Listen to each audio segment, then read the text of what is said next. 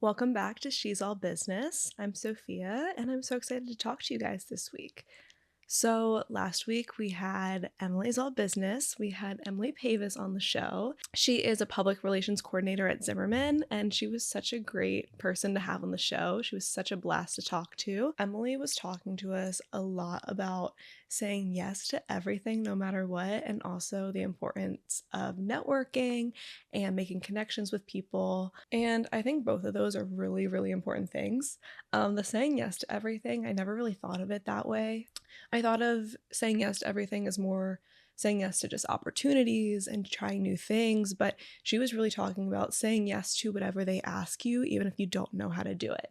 And in my mind before, I felt like that was kind of controversial because you don't want to ruin things for your supervisors. You don't want to have somebody have to redo it. But after talking with her and kind of reflecting on kind of her takeaway from it, it makes a lot of sense. When saying yes to everything, it's kind of within reason. It's not for huge projects that they might ask you to do and you have no idea what you're doing. That's kind of a place for you to evaluate, oh, is this something that I can actually figure out on my own? It's more for those smaller tasks and other skill practices that you're going to be doing on site on the job that you should just say yes to.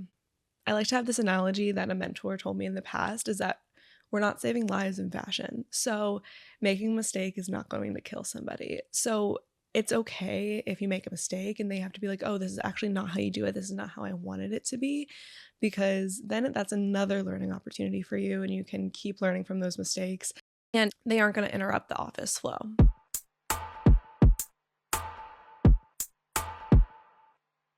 When talking to Emily, she was saying some of her past experiences, and two of the things that really stuck out to me was that we have the internet at our disposal whenever we want. So if we don't know how to do a simple task or whatever it might be, we can just look it up on the internet. Worst comes to worst, if we have a friend or a past colleague that works in the industry and could potentially know what you need to do, then you can reach out to them as well. So I feel like in today's day and age, we have so many resources around us that saying yes is more simpler than it might have used to be. So Emily talked about a couple examples. She talked about clippings in PR, and what we didn't really dive into in the last episode is kind of what clippings are. So I have never done a clipping. After talking with her and one of my past guests, Christina, I kind of got an understanding of what clippings are. So they're basically like newspaper cutouts of articles or any press related things around the brand that you're working for. So for Emily, clippings would be around Zimmerman. So any magazine, newspaper, whatever that mentions Zimmerman as the brand, instead of doing it physically, you do the digital side. So you'd make a PowerPoint and put the name of the article, the byline, the first paragraph, and then any point in the article where it mentions Zimmerman. I think you can also put the logo of the publication that did it. But again, I haven't done it, but that's kind of my understanding of what clippings are. Emily was talking about this first day on her job. I think it was at PR Consulting, and her now mentor asked her if she knew how to do a clipping. Without any hesitation, Emily was like, yes, of course, I know. Let me do it. And Emily had no idea what a clipping was. She was like, I've never heard this term before. What is this? Whatever. She reached out to her friend that was in PR, and her friend kind of broke it down to her and explained what she needs to do. So Emily did it. She exceeded her supervisor's expectations, and her supervisor came back and was like, this is way too much. We don't need all this. Just the basic rundown of the title, first paragraph, and any other place it mentions the brand. So that was a really funny example that she kind of talked about on the episode last week of how she said yes to it. She had no idea what it is. She figured it out on her own. She took initiative on her own. Also, that task of doing a clipping is very low stakes, because if you mess up, it's okay, you can fix it, or they'll tell you how to fix it, or somebody else will fix it. It doesn't cause a fiasco within the office. It's not pressing for time. It's more of a back end intern type of task that it was okay for her to be like, yes, I know how I'm doing it, and her figuring it out on her own. Saying yes to everything doesn't mean saying yes to those big jobs that you don't know how to do. If you're working for Fashion Week and somebody needs something to be hemmed and the tailor isn't on set at the moment and they need it ASAP, don't volunteer yourself to do it if you don't know how to do it, because that's something that can be very detrimental to the brand, especially when it's going to be presented to a lot of people. So that's like an example of like knowing your boundaries and knowing when to not say yes to something.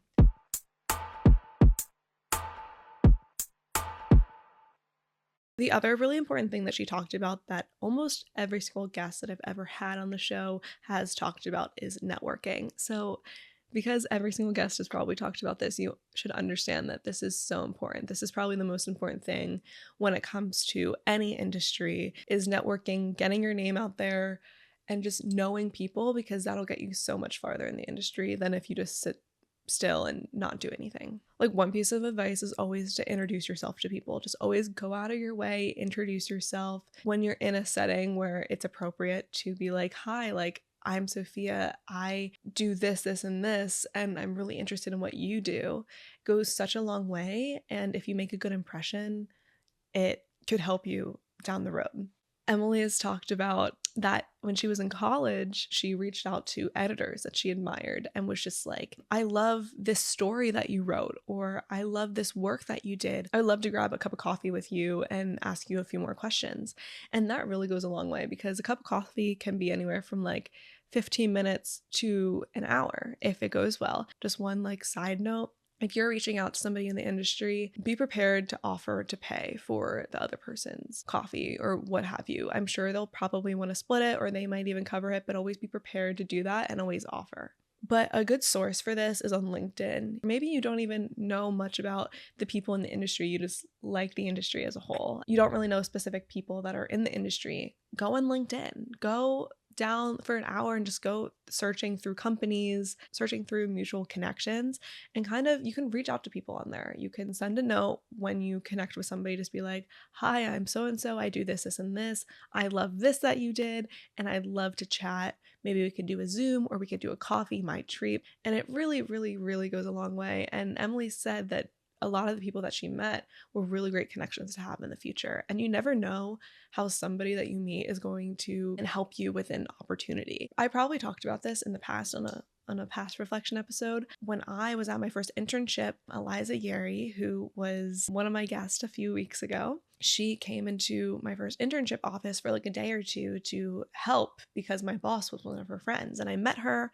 I made a great impression on her. We exchanged numbers and I got her info. And then I didn't talk to her for a few months. And then I was starting up at my new internship. She ended up being on the email chain when I was applying. And I reached out to her just being like, hey, like, what are you doing at this other stylist place? And she told me that she was going to be working on the Kelly Clarkson job there with her. So she put in a great word for me. And when I had my interview, my boss at the time was like, oh my gosh, you worked for so-and-so, like, that's amazing. And Eliza recommended you to me as well, just because the time that you worked with her, she thought you did such a great job. Basically, that interview on the phone was basically just my boss at the time asking me when I can start, because I already made that connection. So it was super simple, super easy, and it was a great connection to have. She reaches out to me to help her with things, and she's gotten me the most opportunities I've ever gotten. You never know that one person that you meet that's going to really help you and send you forth in the industry and really help you succeed. Another really, really great example is my first day of one of my internships. We share an office with Sarah Leff, who was another guest I had a while ago, and Jonathan Cohen, who are co-CEOs of Jonathan Cohen, which is a luxury designer brand.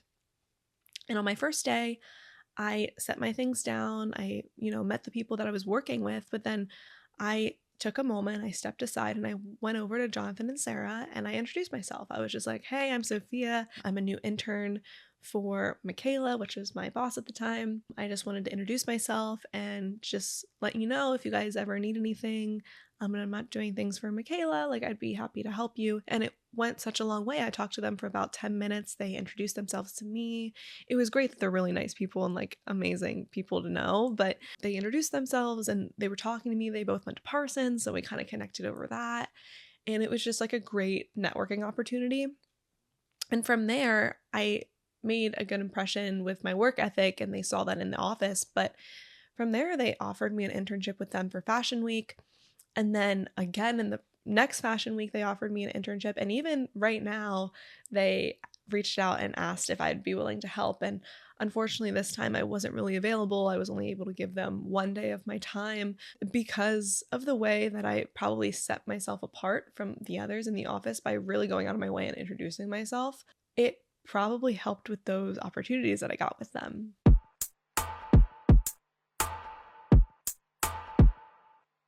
Circling back to what Emily was talking about is just reach out to people, introduce yourselves. You never know if that connection will take you somewhere. And, I've reached out to people and talked to people that like nothing has really come from it, but who knows, maybe down the line it will. But because I reached out to so many different people, there was a few people that really have my back, that really believe in me, that continue to this day to support me, and I haven't worked with them in a very long time. I think that just kind of goes to show, like, you need to reach out to people because you'll gain amazing mentors and they are going to help you so, so, so much. And if you start doing your own projects, like me starting to do my own project for my podcast, I started reaching out to people that I know first, because how else am I going to get to know other people without talking to my actual mentors? Emily is the first person that I didn't really know. I interviewed with Emily about a year ago now. We had the same internship professor. You have to take an internship class at school that connected me with her. So she's a few years older, so she took this course a couple years ago, but my internship professor connected me with her because I said I was interested in PR. I did an interview with her and I ended up not getting the internship, and I was really bummed about that. But it ended up working out because instead of doing the internship, I took summer classes, so it worked. I was freelance styling at the time, so I was in coordination with Emily, with Zimmerman. I reached out a few times and I realized, like, oh, this is the person that I'm corresponding with back and forth. I kept my connection with her. And then when I reached out to her for the podcast, I was like, hey, like, I was the one that you did an interview with that, Jenna, our professor, connected us together. We were in communication with styling. This is my podcast. I would love to have you on it. And now I feel like we're very friendly, and it was a great connection to have. And even though I might not work at Zimmerman for PR, who knows how I can use Emily or she can use me in the future because of just me keeping that connection. Even though in a way I failed, I kept that connection alive, and now I have such a great connection with her. Overall, I think there's so many great takeaways from Emily's episode. Emily's all business, saying yes to everything within reason, networking, reaching out to people. But also that last thing I mentioned is, even if you might feel like you failed with a connection that you made, to still reach out to them, because you never know how these people will help you moving forward.